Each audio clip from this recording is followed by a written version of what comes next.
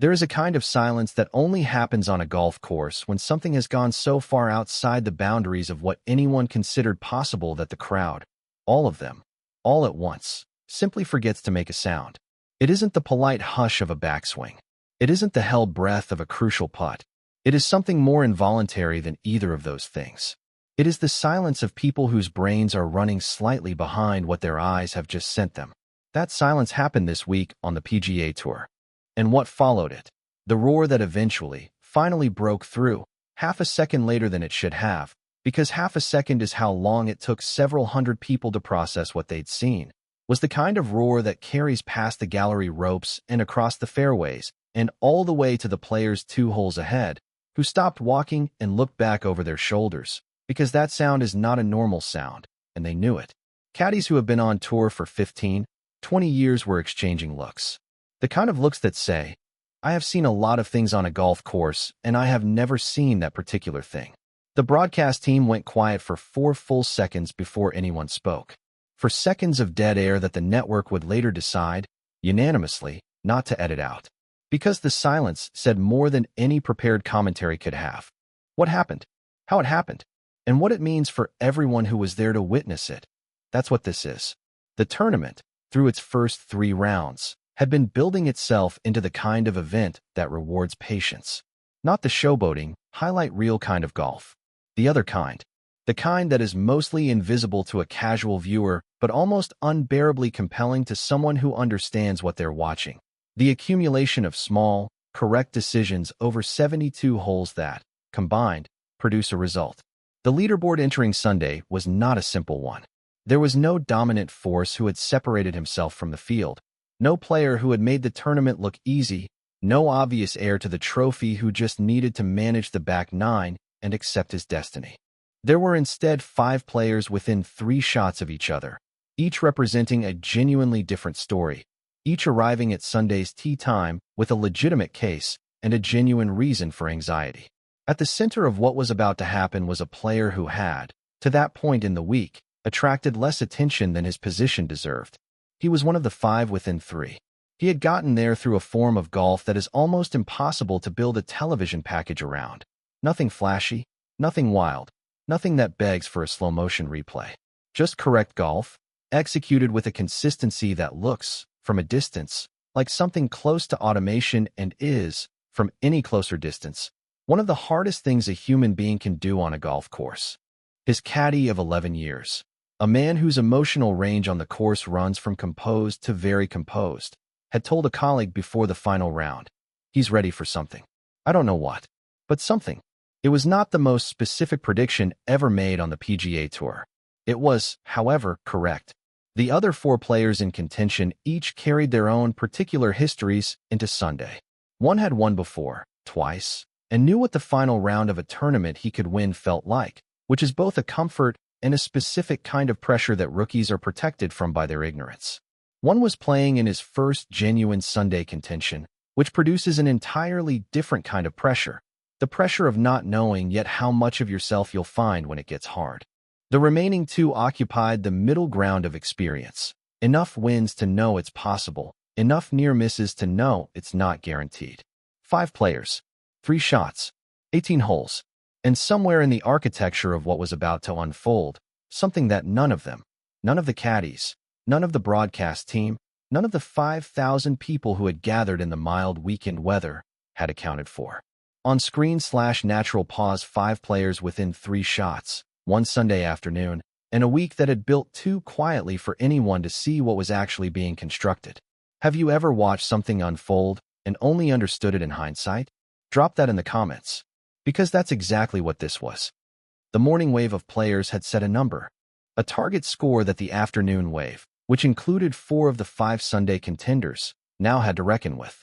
It was a number that said, the course is gettable today, but it is not generous. It will give you what you earn and charge you double for what you reach for carelessly. The 4 afternoon contenders went out into this information with very different responses to it. The first made birdie on the opening hole, and then spent the next 4 holes trying to recreate the feeling of that birdie, which is one of golf's most reliable traps. Trying to feel something again is not the same as feeling it. He made 2 bogeys. His body language by the fifth hole was the body language of a player who has introduced a conversation with himself that he can't stop having. The second, the first-timer in this kind of Sunday, was doing something impressive and, ultimately, costly. He was playing the leaderboard instead of the course. Every decision filtered through the question of what the scoreboard required rather than what the shot required. It produced a round that was technically coherent and emotionally exhausting, and, by the back nine, one shot behind where it needed to be. The third had the kind of front nine that makes analysts reach for words like vintage, 3 birdies, 0 bogeys, a pace of play that suggested someone who had stopped thinking about the result and was simply executing. He was the story through 12 holes. He was the clear leader. His name sat at the top of the leaderboard with the settled authority of something that had been put there permanently. And then there was our player. He had done, through 12 holes, what he had done for 3 days. The correct, unshowy, almost maddeningly reliable thing. Pars where pars were appropriate. Birdies taken where the course offered them without requiring anything reckless. A one-shot bogey on the 7th that he recovered from within 6 minutes and didn't appear to spend another second on after that. He was 2 back with 6 to play, which, in the arithmetic of this particular Sunday, meant he needed the player in front to wobble and needed to do something himself that he hadn't yet done this week. He needed, in the language of this sport, to make something happen. What he made happen is the thing nobody who was there will be able to fully explain afterward. Not because it was inexplicable, but because the explanation, the sequence of events, laid out plainly, still doesn't quite account for how it felt to watch it in real time. 13 is a par 5 that, in the morning wave, had yielded for eagles. 4. Which tells you something about the hole's generosity when conditions allow, and also tells you that by the afternoon, the greenskeeping staff had made a small, precise adjustment to the pin position that transformed generous into exact. The eagle was still possible. It required, however, a second shot hit to a window of maybe 12 feet wide, on a green running faster than it had been all week. He hit it to 9 feet. The eagle putt, the one that even his caddy would later admit he watched with one hand slightly raised, as if proximity to a good result could be achieved through posture, went in off the left edge with a pace that suggested it had been traveling slightly too fast and been saved by geography. Eagle, 2 shots, tied for the lead with 6 holes to play. The leaderboard adjusted. The gallery at 13 adjusted. And somewhere across the course, in the place where the current leader was standing over a chip shot that, 30 seconds earlier, had felt manageable, something shifted. Not because he knew, necessarily, what had just happened 2 holes away, but because galleries talk, and phones exist, and the energy of a leaderboard change travels across a golf course through the crowd the way weather moves.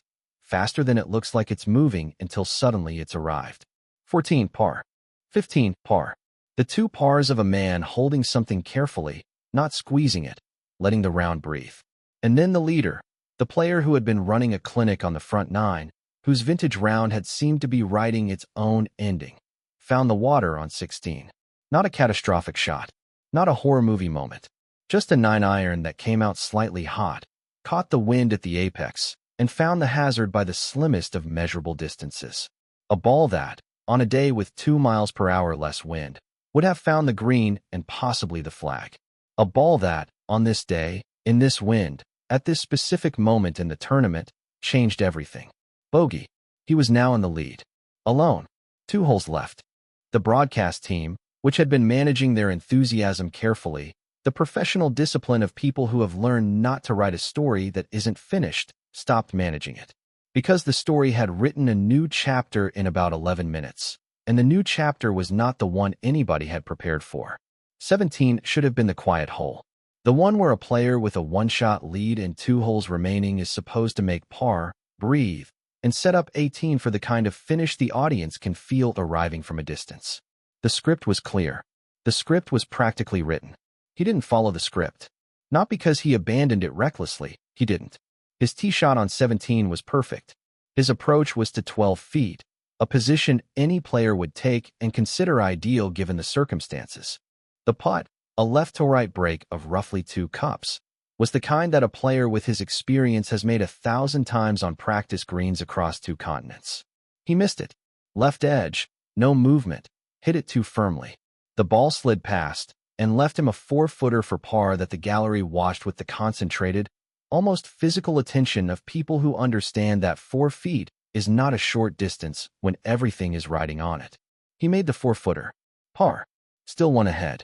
But the miss had happened, and everyone in the gallery and everyone watching at home and the player himself felt it as exactly what it was, a reminder.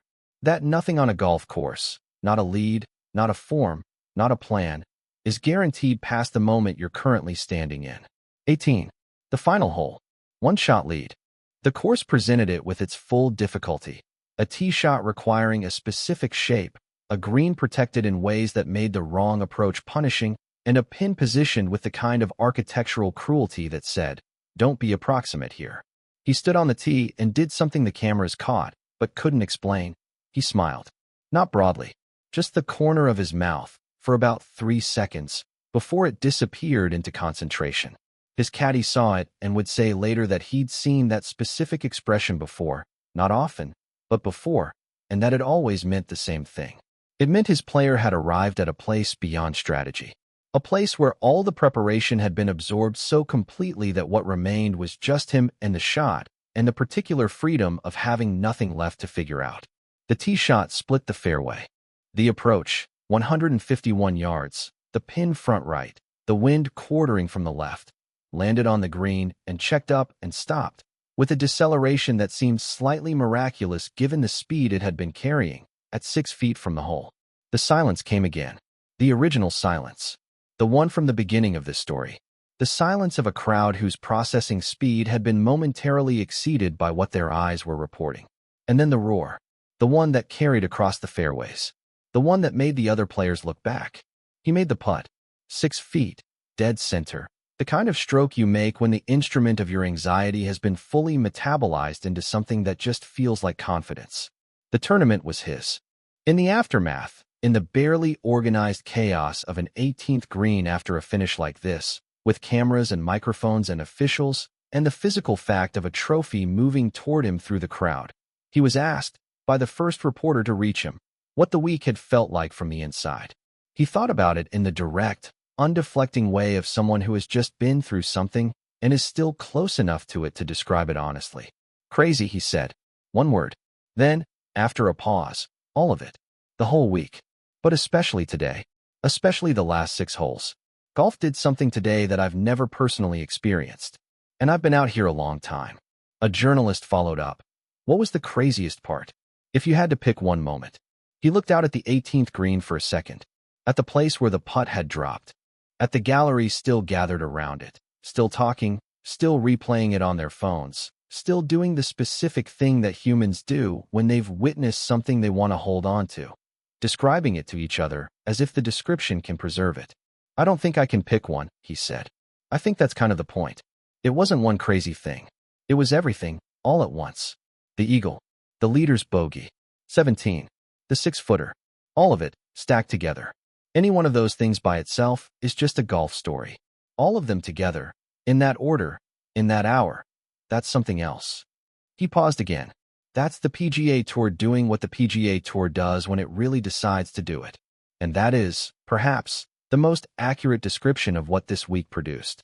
Not a single shocking event. Not one moment that rewrote the tournament. But a sequence.